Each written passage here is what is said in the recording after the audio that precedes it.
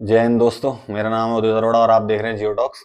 जैसे आजकल आप लोगों ने सुना होगा, इसराइल और हमास की और पैलेस्टीन की जो लड़ाई चल रही है, तो इसके पीछे एक बेसिकली काफी हिस्टोरिकल कारण है। इनकी जो ये लड़ाई है ये आज की नहीं है। नॉर्मली आपने न्यूज में इनके बारे में सुना होगा कि पिछले साल अक्टूबर 7 को जो हमास ने टेररिस्ट अटैक किया था इसराइल के ऊपर, इसमें उन्होंने 1400 लोग करीब सिविलियंस को मारा था और 250 से ऊपर लोगों को हॉस्टेज बना के वापस गाजा स्ट्रिप में ले गए थे।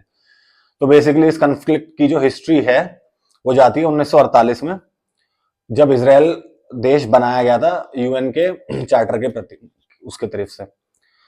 अब 1948 में जब इसराइल बना था तब भी वहां पर जो आसपास जो इसराइल जिस टेरिटरी में बना, वहां चारों तरफ अरब्स रहते हैं और मुस्लिम कंट्रीज, उन्होंने उस समय भी ऑब्जेक्शन उठाया था। बट उस समय मामला थोड़ी बहुत लड़ाई के बाद सेटल हो गया था।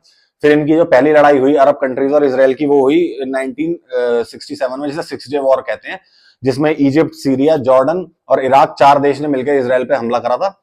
और इसराइल ने 6 दिन के अंदर इन चारों देशों को हरा दिया था, प्लस इनकी टेरिटरी भी कैप्चर कर ली थी, जो कि आज तक इसराइल की टेरिटरी के अंदर ही इंक्लूडेड है। जिसमें क्या बोलते हैं, जो सिनाई पेनिनसुला था और गाजा स्ट्रिप थी, ये इजिप्ट से ली थी। वेस्ट बैंक जो था जो जॉर्डन से लिया था। गोलान हाइट्स नाम की एक जगह है जो कि सीरिया से ली थी। इनमें से सिर्फ और सिर्फ इन्होंने, इसराइल ने सिनाई पेनिनसुला वापस करा है इजिप्ट को, जब उनका एक ट्रूस हो गया और एक अकॉर्ड हो गया कि जब इजिप्ट ने रिकॉग्नाइज करा इसराइल को। उसके अलावा बाकी जितनी भी टेरिटरी हैं तीनों, वो आज भी इसराइल के अंदर ही आती हैं। और ये आपको जैसे पता है कि गाजा स्ट्रिप और वेस्ट बैंक में ही जो पैलेस्टीनियंस रहते हैं, उन्हीं से अभी ये कंफ्लिक्ट चल रहा है। उसके बाद फिर 1973 में दोबारा इजिप्ट और सीरिया ने मिलकर हमला करा। योम किपुर वॉर कहते हैं जिसे। योम किपुर बेसिकली एक जूइश रिलीजियस हॉलीडे है। तो उस दिन भी इन दोनों ने मिलकर इसराइल पे हमला करा था, तब भी इसराइल ने हरा दिया और ये दोनों मिलकर वापस अपनी जो टेरिटरी लॉस्ट करी थी इजिप्ट ने और सीरिया ने, वो नहीं ले पाए। अब इसके बाद बीच में छोटे छोटे कन्फ्लिक्ट्स काफी सारे होते रहे हैं इन लोगों के, जिसे इंतिफादा कहा जाता है। फर्स्ट इंतिफादा, सेकंड इंतिफादा, बेसिकली वही जो हमारे कश्मीर में होता है, पत्थरबाजी और टेररिस्ट टाइप के अटैक्स जो पैलेस्टीनियंस के ऊपर करते रहते थे, इसराइल के आर्मी के ऊपर भी और सिविलियंस के ऊपर भी। अब आते हैं हम प्रेजेंट टाइम में। अक्टूबर 7 को Hamas basically Gaza strip control करती है। वो एक वहां की पॉलिटिकल और मिलिट्री दोनों अथॉरिटी है।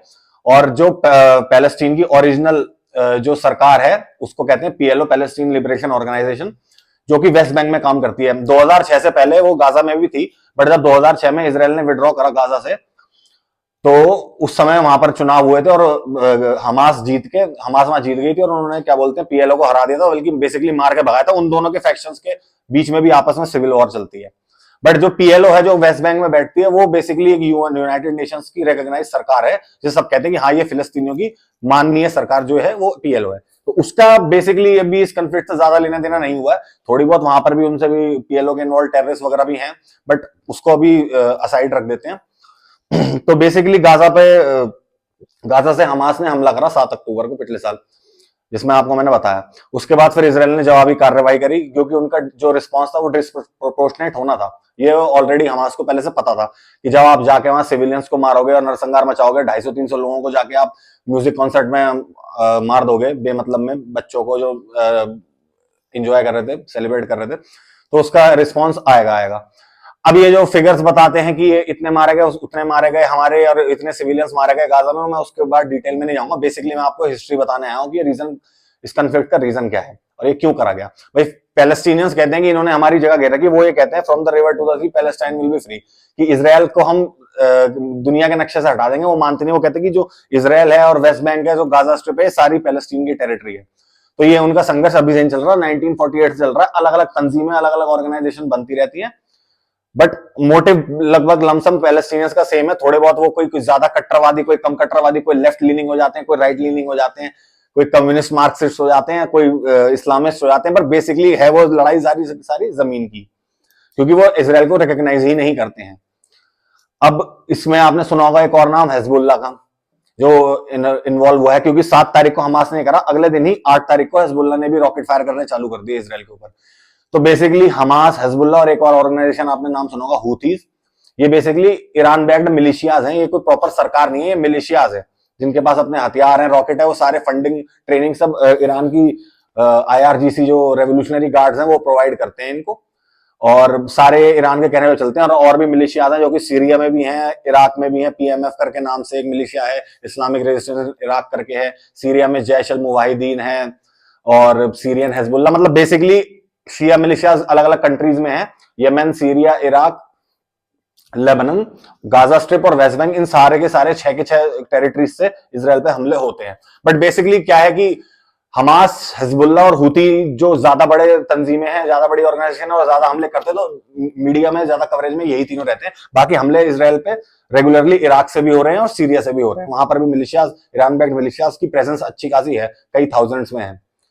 तो हिजबुल्लाह और इसराइल की बेसिकली हिस्ट्री जानने के लिए यह है कि हिजबुल्लाह जो है वो एक बेसिकली ऑर्गेनाइजेशन अपने आप को कहती है कि हम रेजिस्टेंस ऑर्गेनाइजेशन है, जो कि खड़ी हुई थी मिड 80s में, 1980s में। उसका भी रीजन जो है हिजबुल्लाह का कि पैलेस्टीनियंस, लेबनान ने उन्हें शरण दी थी कि हमारे देश में, वो वहां से रोज टेररिस्ट अटैक करते थे इसराइल के प्रति। ये 1980s की बात है। तब इसराइल घुसा था फर्स्ट टाइम लेबनान में, बिल्कुल बॉर्डर पे इसराइल और लेबनान का बॉर्डर बिल्कुल मिलता है, ये नॉर्दर्न इसराइल और सदर्न लेबनान बिल्कुल जुड़े हुए हैं। तब वो घुसे थे सदर्न लेबनान में 1980s में। तो तब उनके रेजिस्टेंस में अलग अलग वहां पर मुस्लिम अलग अलग संगठन बने थे, तो उनमें से एक हिजबुल्लाह था। और पैलेस्टीनियंस के चक्कर में ही वहां पर फसाद चालू हुआ था, उससे पहले लेबनान का इसराइल से कोई पंगा नहीं था, कोई लड़ाई नहीं थी। अब क्या बोलते हैं, तब हिजबुल्लाह बनी, फिर लेबनान में सिविल वॉर चली 15 साल, 75 से लेके 1990 तक लेबनान का बेड़ा गर्क करा पैलेस्टीनियंस ने वहां जाके। अब वो वहां बस गए, वहां पर वो बेरूट में भी चले गए थे। फिर 90s में भी एक बार हुई जब बेरूट पे बॉम्बिंग भी करी थी, तब भी बहुत, एक कहते हैं ना कि वो अप्रोर हुआ था कि अरब कैपिटल में पहली बार इसराइल ने बॉम्बिंग कर दी, तो वो भी उस समय की लड़ाई की बात है। फिर तीसरी लड़ाई 2006 में भी हुई, क्योंकि वैसे इनके क्लैशेस, बॉर्डर क्लैशेस हिजबुल्लाह और इसराइल के रेगुलरली चलते रहते हैं, पर एक बड़े लेवल की लड़ाई की हाँ, जिसमें ग्राउंड पे थोड़ी इन्वेजन हुई, चाहे फिर वो 2 किलोमीटर 4 किलोमीटर के अंदर घुसी हो इसराइल की फौज हिजबुल्लाह को खदेड़ने के लिए सदर्न लेबनान से, तो 2006 में भी हुई थी। उसके बाद फिर एक जिसे कहते हैं कि विड्रॉ कर लिया था इसराइल ने सदर्न लेबनान से। नहीं तो उससे पहले तक, 2006 के पहले तक इजरायली आर्मी की प्रेजेंस थी सदर्न लेबनान में। तो हिजबुल्लाह भी यही कहता है कि हमें भाई इसराइल को नस्ते नाबूद करना है, दुनिया के नक्शे से हटाना है, ये हमारा दुश्मन है। और इनमें जितने भी ग्रुप्स हैं, चाहे इराक में, सीरिया में, यमन में, गाजा, वेस्ट बैंक, लेबनान में, इनमें सबसे पावरफुल हिजबुल्लाह ही माना जाता है। वो इकलौती ऐसी मिलिशिया की जिसने इसराइल को मिडिल ईस्ट के अंदर टक्कर दी थी, जबकि इसराइल ने 4 अलग अलग मिडिल ईस्ट के अरब देशों की फौज को हराया है 6 दिनों के अंदर अंदर। पर हिजबुल्लाह एक इकलौता ऐसा मिलिशिया जिसे माना जाता है कि वो क्लेम करते हैं, पता नहीं कितना सच है कितना झूठ है, कि उनके पास 1 लाख से ऊपर फाइटर्स हैं और 1.5 लाख से ऊपर रॉकेट्स और मिसाइल्स हैं। अब वो कितना सच है कितना झूठ है पता नहीं। तो अब बेसिकली क्या हो रहा है कि इसराइल ने अभी पिछले 2 महीने पहले करीब सदर्न लेबनान भी इन्वेड करा, जब उन्होंने हमास को पूरा सेटल आउट करा, सॉर्ट आउट करा गाजा में, कि हाँ अब यहाँ पर हमास की प्रेजेंस बिल्कुल बहुत कम हो गई है। तो उन्होंने कहा अब हम एक एक करके अपने एनिमीज से लड़ेंगे। अब वो हिजबुल्लाह की तरफ गए हैं। तो जब उन्होंने सदर्न लेबनान करा, अभी आपने कुछ समय पहले खबर भी सुनी होगी टीवी पे कि पेजर ब्लास्ट कर दिए थे हिजबुल्लाह के, उसमें उनके 3 से 4 हजार फाइटर्स हिजबुल्लाह के घायल हुए। वो तो एक अलग लेवल का इंटेलिजेंस ऑपरेशन है जो हिस्ट्री बुक्स में नोट करा जाएगा कि हाँ भाई इसराइल ने ऐसा करा था कि एक टेररिस्ट ऑर्गेनाइजेशन को इतना पेनिट्रेट कर दिया था कि उनके पेजर, उनके डिश टीवी जो लगे रहते हैं वो सब फोड़ दिए थे, मोबाइल फोन वगैरह। तो वो तो एक अलग ही टॉपिक हो गया, उस पर तो हम बात करेंगे तो पूरा 1 घंटा निकल जाएगा।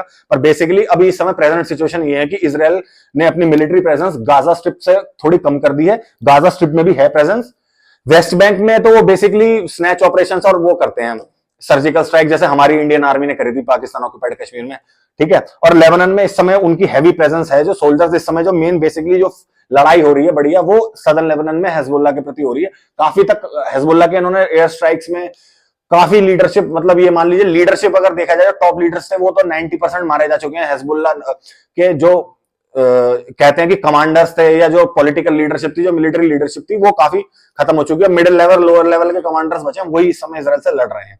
तो अभी इस समय प्रेजेंट सिचुएशन ये है। तो मैंने कहा आपको बता दूं। धन्यवाद।